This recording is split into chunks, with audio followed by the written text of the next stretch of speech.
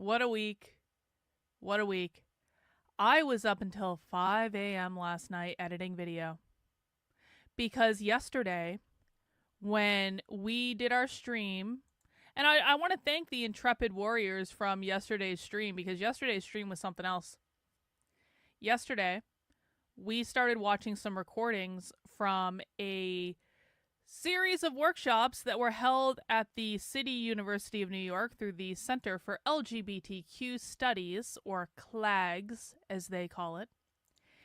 And we were watching some of their workshops, and well, it turns out that bootlicking is anti-capitalist, which I'm going to show you guys a clip of. And the thing of it is, though, is that, you know, oftentimes when we get access to recordings like this, socialists suck at technology. Socialists explicitly suck at sound. Sound is a constant problem. And so the sound in the video yesterday for the reverence session about bootlicking, of which we got many great clips, the sound was a little wonky on the stream. And, you know, I couldn't do anything about it on the stream because I'm live on the stream. I'm dealing with their sound. It's not my fault. I didn't have anything to do with it.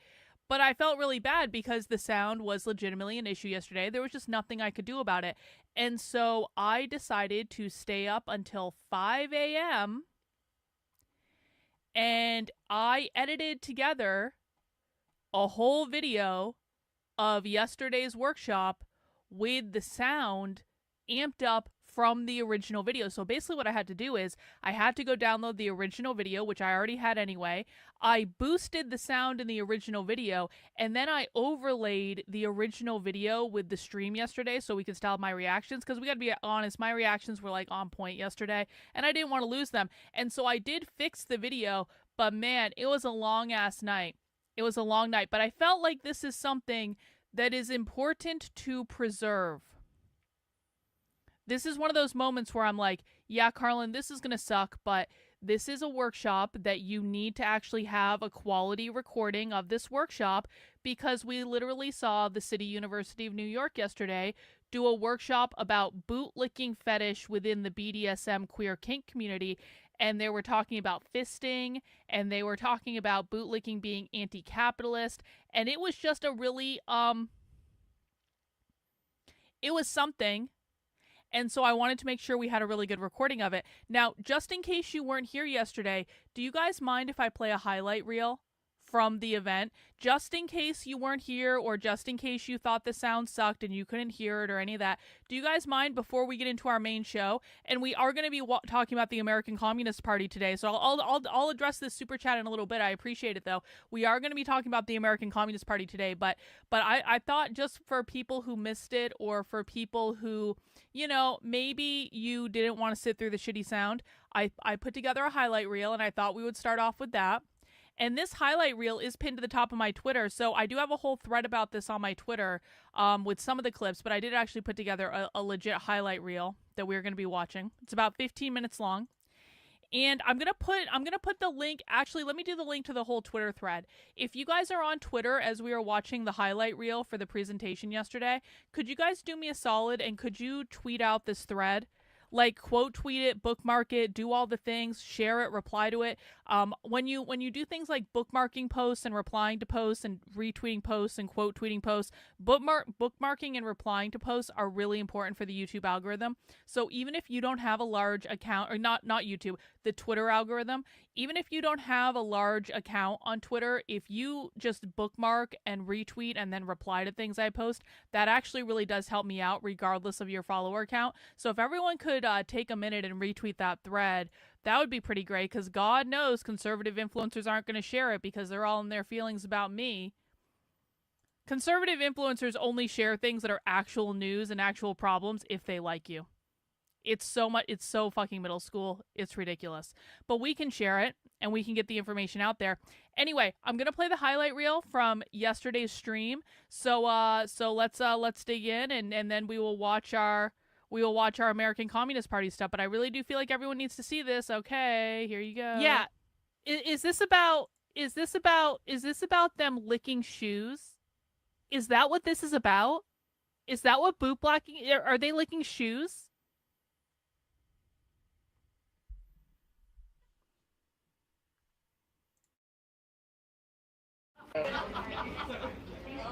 Of the Power of Leather series.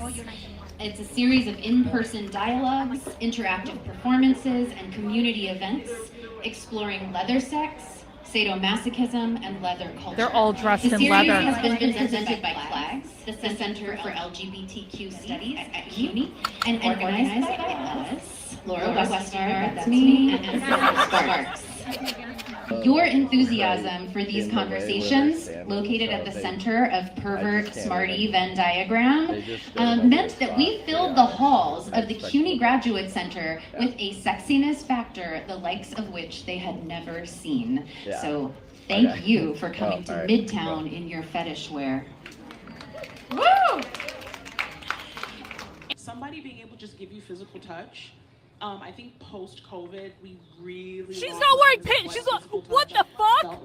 Why do I see this woman's ass? Why do I? This is a college. Why do I see this woman's ass?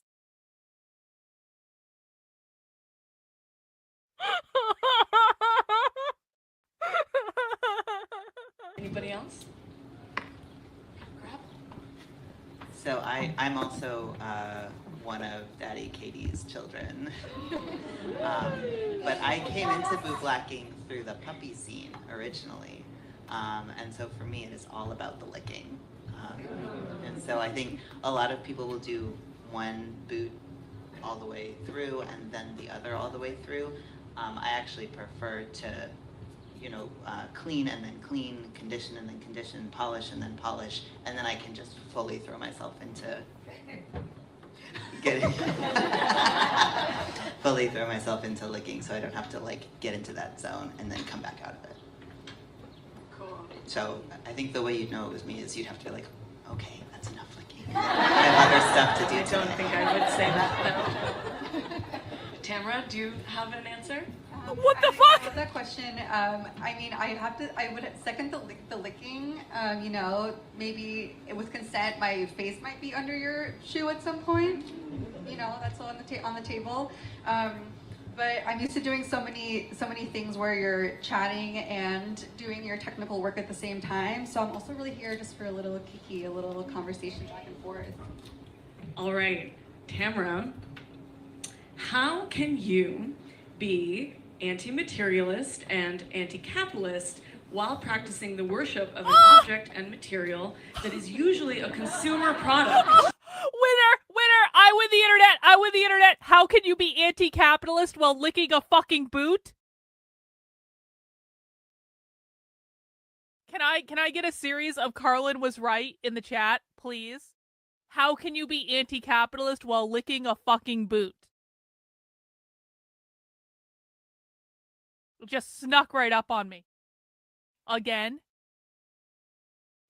All right, Tamara, how can you be anti-materialist and anti-capitalist while practicing the worship of an object and material that is usually a consumer product? I love this heady-ass question.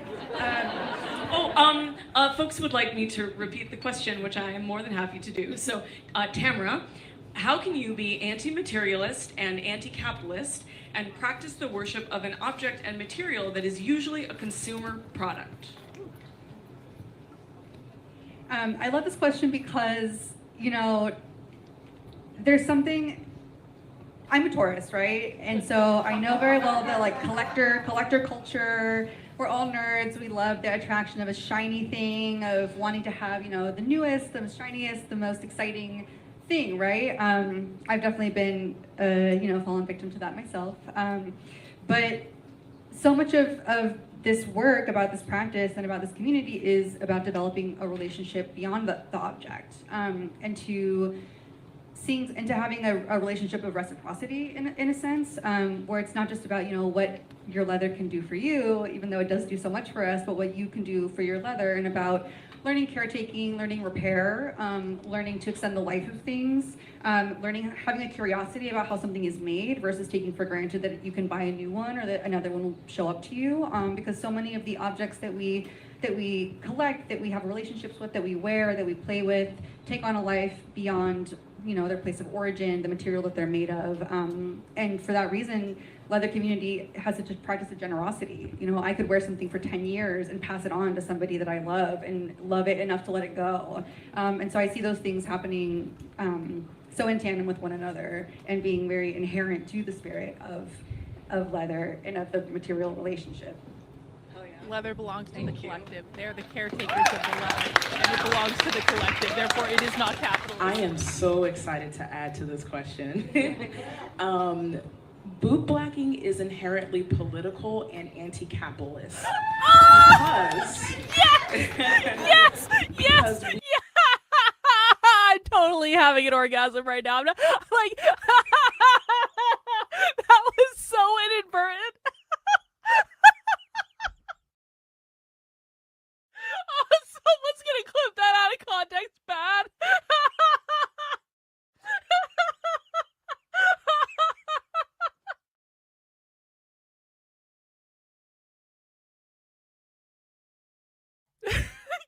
Can we just rewind and listen to that again? Thank you. Boot blacking is inherently political and inherently anti-capitalist. That was so good. That was the best orgasm I've had all week. I am so excited to add to this question. Boot blacking is inherently political and anti-capitalist because we are keeping these leathers, these textiles, these items out of the landfill.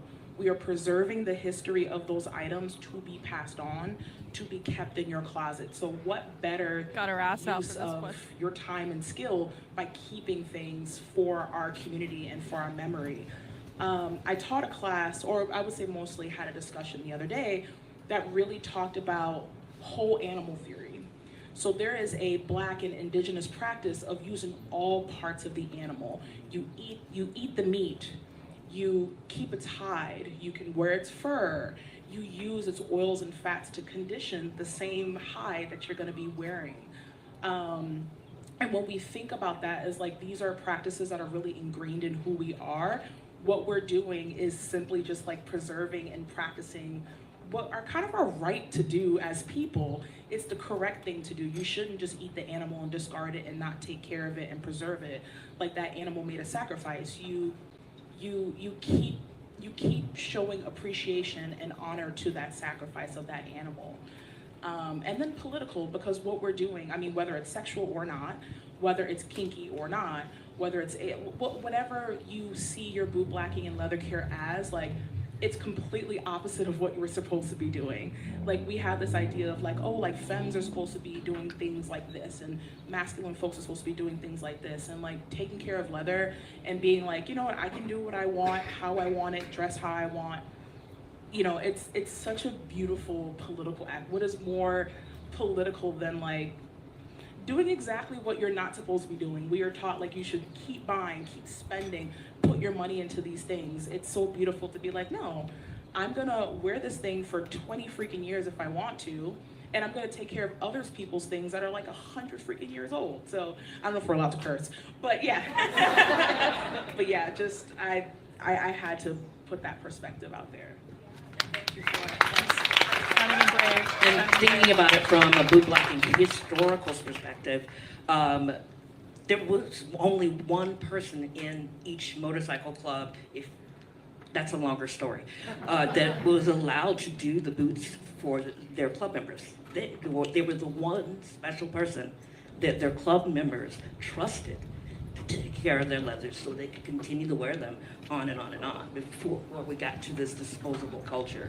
So it's really bringing us back to where we started as boot blacks and what we were doing.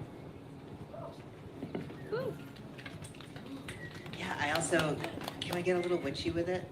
I wish you would. Please. Yes, please. I'm starting to get licked, so that's perfect. So, you know, I think Marge Piercy says attention is prayer. And the idea that engaging with an object is inherently materialist, like I think that's surface level. I think materialism is not about the physical object itself, it's about the acquisition and the disposability.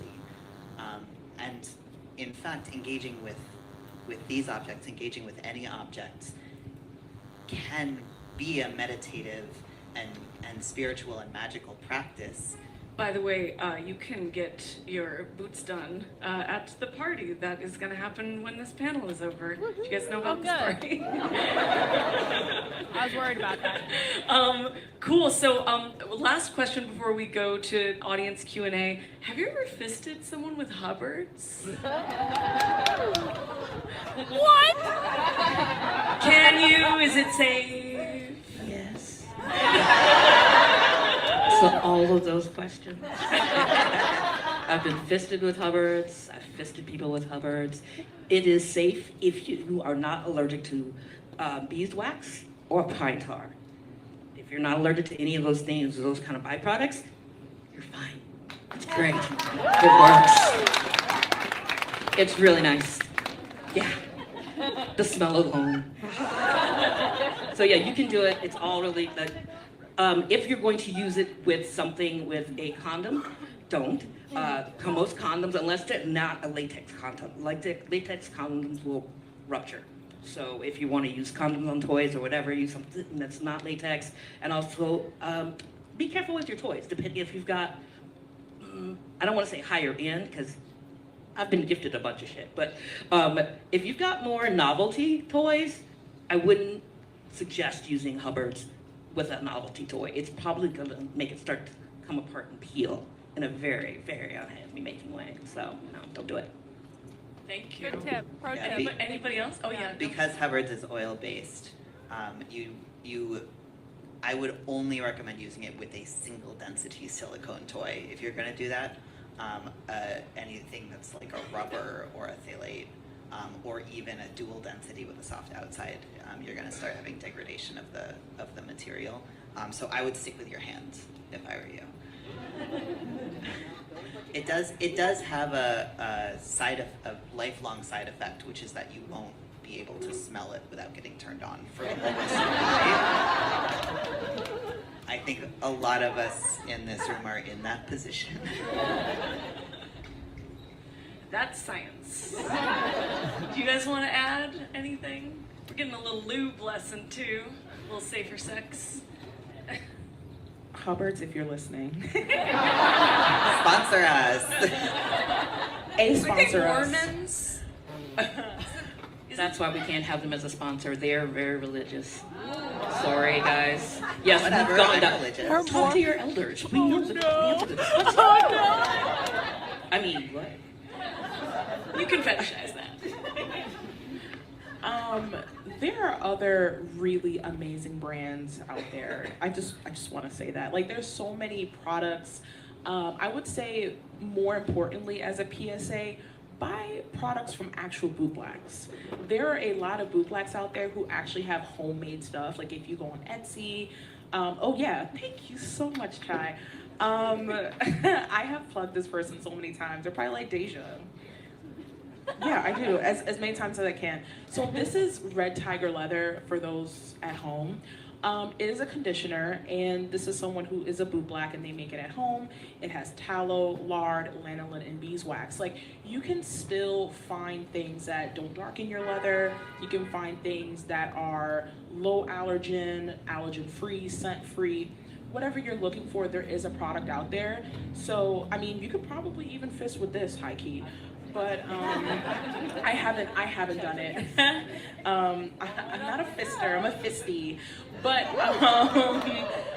I know we talk so much about Hubbards being like the be all, but I mean, there's so many really great brands out there. I mean, Saphir is a really great brand, Angelus, Lincoln, You know, there's International Mr. Boot Black. He has his own line of stuff.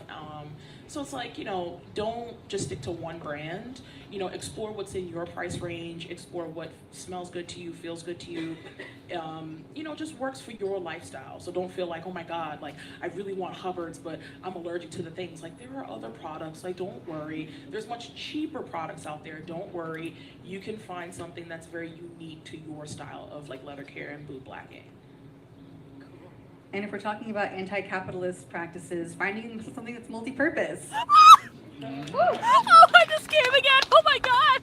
Okay, on the That topic was so of being good. multi-purpose, it's Q&A time. So here's how this is going to work. If you have a question, you can raise your hand or get my attention in some way, and then Laura Westengard is going to bring you a microphone.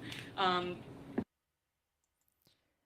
that, ladies and gentlemen, is the highlight reel from yesterday's marathon of the Power of Leather series that was presented at the City College of New York 2 months ago in June. And do you know what I found out when I was editing that video?